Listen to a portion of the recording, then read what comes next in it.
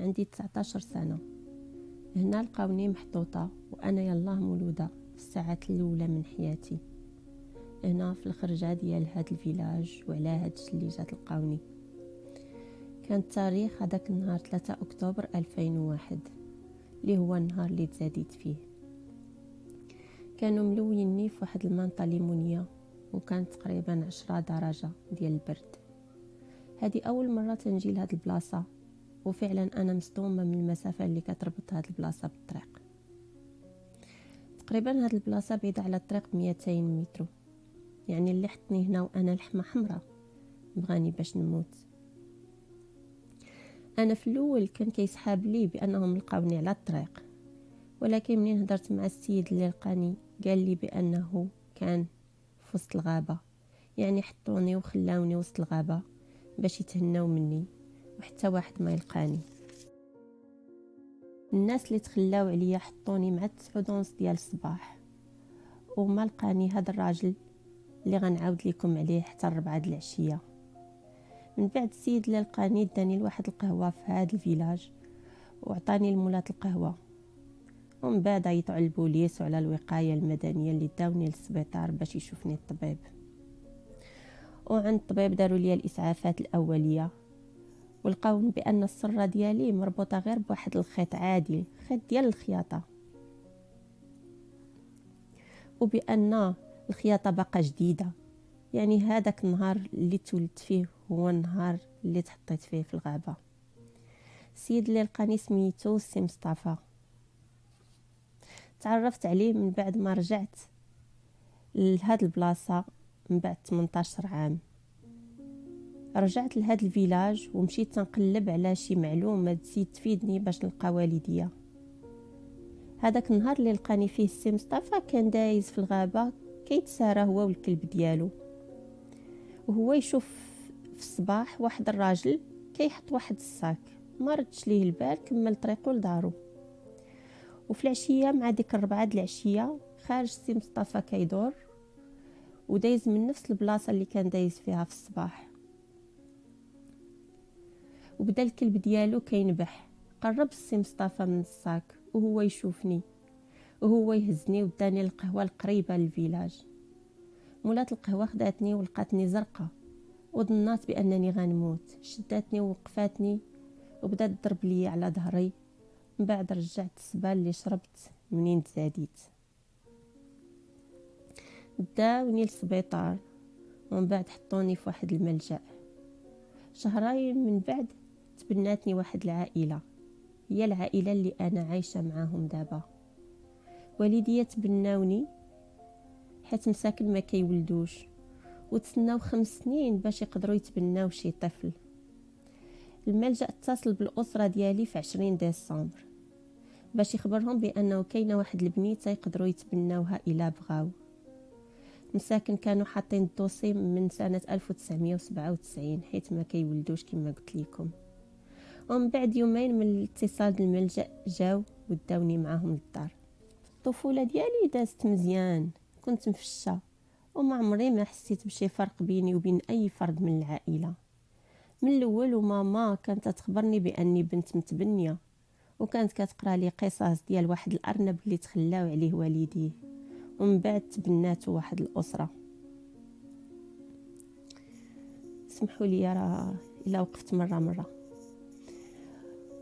منين كانت كتعاود لي ماما هذاك القصص انا فهمت بانه هو هذاك الارنب اللي ماما كتعاود لي عليه. وشويه بشويه كانوا تعطيوني معلومات اكثر على الظروف ديالي.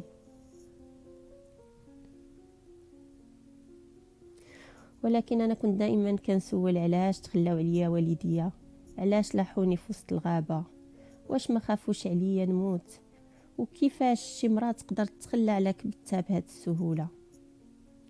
هاد الاسئله بدات كتخلق لي مشكل منين وصلت سن المراهقه، تقريبا 15 16 سنه.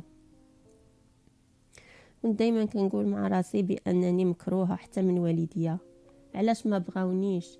علاش ما حطونيش حدا شي سبيطار ولا قدام شي دار، على الاقل يكونوا متاكدين من ان شي واحد غيلقاني ويرحمني من البرد ومن الجوع.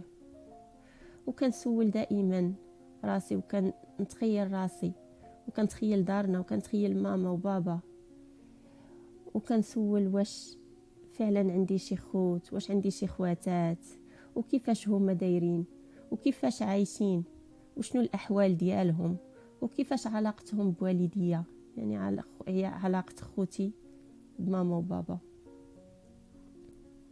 ولكن كنرجع وكنقول بانني بنت قويه، حيث انا يلاه تزاديت، قديت نصبر 7 سوايع بوحدي في الغابه بالجوع وبالبرد وبالسبال اللي كنت شاربه، وانا كنفتخر براسي، كنفتخر بزاف. الحمد لله على كل حال. نرجعو لعائلتي اللي تبناتني، دوزتها عليهم ساكن في سن المراهقه. كنت مكتئبه، ما كنهضرش معاهم، ودايما تنبكي بوحدي في الدار، وإلا هضر معايا شي حد تنجاوبو بعنف. ولكن الحمد لله دابا تقبلت الموضوع. فهاديك الساعه انا وماما بكثره الالحاح ديالي طلبنا من الملجأ نفتحوا الدوسي ديالي باش نتاكد من جميع المعلومات اللي كانوا عندي، وبان ماما ما مخبيه عليا والو. وداك الشيء اللي كان، مشينا وفتحنا الدوسي، ولكن الدوسي كان خاوي وما فيهش بزاف المعلومات، ما فيش معلومات غير اسم السيد اللي لقاني، اللي هو السي مصطفى، المكان اللي تلاقيت فيه حدا هذاك الفيلاج، السيده مولات القهوه اللي تكفلات بيا في الاول. منين درت 18 سنه قررت نرجع للمكان اللي لقاوني فيه. واحد النهار انا وصاحبتي ركبنا في الطوموبيل ومشينا لهذاك الفيلاج، ومشيت لهذيك القهوه اللي تلقيت فيها اول مره، ولكن ما لقيتش المراه مولات القهوه، لقيتها رحلات. من بعد سولت على السي مصطفى، نعتو ليا دارو، ومنين وصلت لقيت الشراجم تاع الدار مسدودين، وما زعمتش ندق عليه. قلت راه هو راجل كبير وراه ناعس ولا راه مسافر. المهم دقيت على جارو وقال لي لا راه كاين، وبانه غيعيط ليه في التليفون. وداك الشيء اللي دار، عيط ليه وقال لي سي مصطفى البنت اللي لقيتي هذيك 18 عام في الغابه ها هي جالسه معايا في الصالون. داك الشيء فرح سي مصطفى بزاف. المهم مشيت عنده لدارو، دقيت عليه انا وصاحبتي، حلات لينا مراتو الباب وعنقاتني.